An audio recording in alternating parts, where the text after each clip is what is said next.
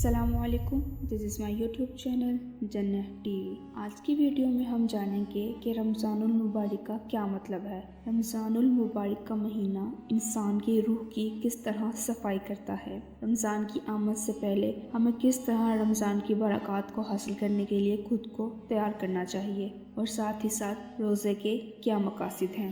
سب سے پہلے ہم جانتے ہیں کہ رمضان کا کیا مطلب ہے۔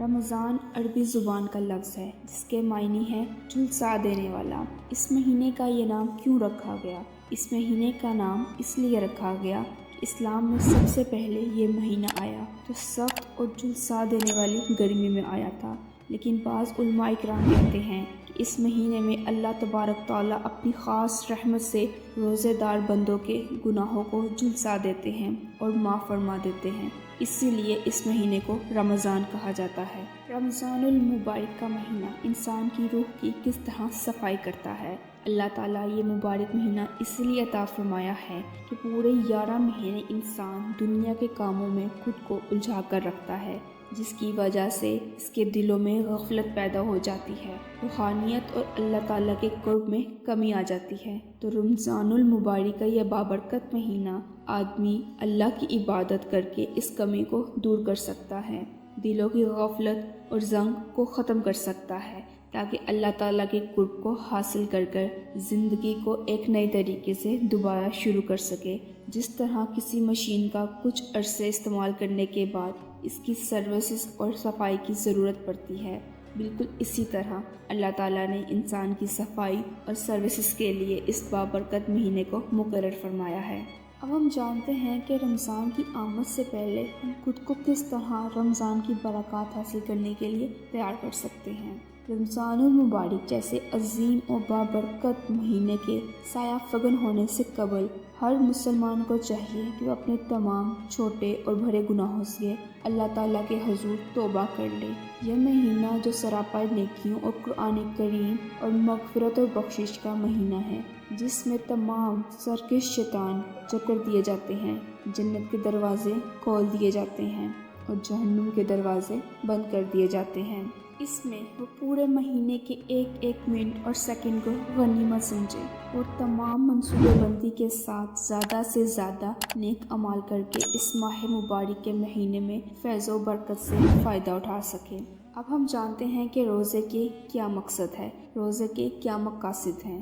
روزے کی ریاضت کا بھی خاص مقصد اور موضوع یہی ہے کہ اس کے ذریعے انسان کی حیوانیت کو اللہ تعالیٰ کے احکام کی پابندی اور ایمانی روحانی تقاضوں کی تابعداری اور فرما برداری کا خور بنا دیا جائے، اور اللہ کے احکام کے مقابلے میں نفس کی خواہشات کے تقاضوں کو دبانے کی بھرپور عادت ڈال دی جائے، کیونکہ یہ چیز نبوت اور شریعت کے خاص مقاصد میں سے ایک ہے۔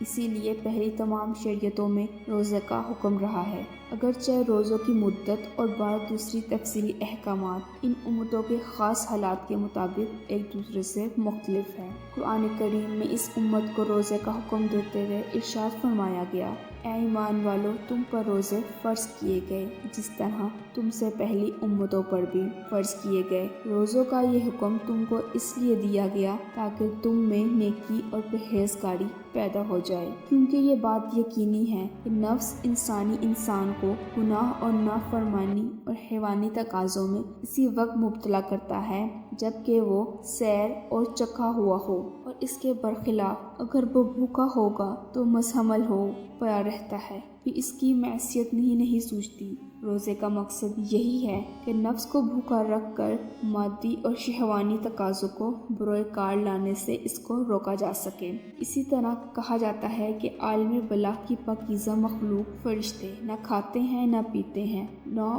بیوی رکھتے ہیں، جبکہ روزہ صبح صادق سے غروب آفتاب تک انہیں 3 چیزوں کھانا پینا اور جمع سے روکنے کا نام ہے۔ تو گویا اللہ تعالیٰ نے اپنے بندوں کو روزے کا حکم دیا اور ارشاد فرمایا، اے میرے بندو، اگر تم ان 3 چیزوں سے پرہیز کر کے ہماری پاکیزہ مخلوق کی مشابہت اختیار کرو گے تو ہماری اس پاکیزہ مخلوق کی پاکیزہ صفت بھی تمہارے اندر پیدا ہو جائے گی۔ اور وہ صفت ہے جس کے بارے میں کہا جاتا ہے ترجمہ۔ وہ فرشتے خدا کی نافرمانی نہیں کرتے کسی بات میں جو ان کو حکم دیتا ہے، اور جو کچھ ان کو حکم دیا جاتا ہے اس کو فوراً بجا لاتے ہیں، اور اسی کا حاصل تقویٰ ہے۔ تقریباً اس بات کو اس حدیث شریف میں بھی فرمایا گیا ہے جو ابن ماجہ میں حضرت ابو ہریرہ رضی اللہ عنہ سے روایت ہے کہ رسول اللہ صلی اللہ علیہ وآلہ وسلم نے فرمایا، ہر چیز کے لیے کوئی نہ کوئی صفائی ستھرائی کا ذریعہ ہے۔ بدن کی صفائی ستھرائی کا ذریعہ روزہ ہے۔ بہرحال روزے کا مقصد تقویٰ ہے۔ اسی تقویٰ کے حصول کے لیے اس آخری امت پر سال میں 1 مہینے کے روزے فرض کیے گئے۔ روزے کا وقت طلوع صبح صادق سے غروب آفتاب تک رکھا گیا، اور یہ زمانہ اس دور کے عام انسانوں کے حالات کے لحاظ سے ریاضت و تربیت کے مقصد کے لیے بالکل مناسب اور نہایت معتدل مدت اور وقت ہے۔ اس کے لیے مہینہ وہ مقرر کیا گیا جس میں قرآن پاک نازل ہوا، جس میں بے حساب برکتوں اور رحمتوں والی شب قدر آتی ہے۔ اس سے ظاہر ہوتا ہے کہ یہی مبارک مہینہ اس کے لیے سب سے زیادہ مناسب اور موزوں زبانہ ہو سکتا ہے۔ اسی کے ساتھ ساتھ اس مہینے میں دن کے روزوں کے علاوہ رات میں بھی ایک خاص عبادت کا عمومی اور اجتماعی نظام قائم کیا جاتا ہے جس کو تراویح کہا جاتا ہے، جس کی وجہ سے اس مبارک مہینے کی نورانیت اور تاثیر میں مزید اضافہ ہو جاتا ہے۔ اور ان دونوں عبادتوں کے حدیث میں بہت زیادہ فضائل ارشاد فرمائی گئی ہیں۔ چنانچہ حضرت ابو ہریرہ رضی اللہ عنہ سے روایت ہے کہ نبی کریم صلی اللہ علیہ وآلہ وسلم نے ارشاد فرمایا، جو شخص ماہ رمضان کے روزے رکھے بخالص ایمان اور باامید ثواب تو اس کے گزشتہ تمام گناہ معاف کر دیے جائیں گے، اور جو شخص ماہ رمضان میں کھڑا ہو یعنی نوافل تراویح اور تہجد وغیرہ پڑھے بحالت ایمان اور باامید ثواب کے تو اس کے بھی تمام گزشتہ گناہ معاف کر دیے جائیں گے۔ میں امید کرتی ہوں کہ آپ کو میری آج کی ویڈیو سے بہت کچھ سیکھنے کو ملا ہوگا۔ آئیے آج ہم سب مل کر ایک عہد کرتے ہیں، اس ماہ مبارک کے مہینے میں ہم سب اپنا زیادہ سے زیادہ وقت اللہ تعالیٰ کی عبادت میں گزاریں گے۔ اگر آپ کو ہماری یہ ویڈیو پسند آئے اس کو لائک، شیئر اور کمنٹ ضرور کیجیے گا۔ ہمارے چینل کو سبسکرائب کر بیل آئیکن کو ضرور دبائیے گا۔ خدا حافظ۔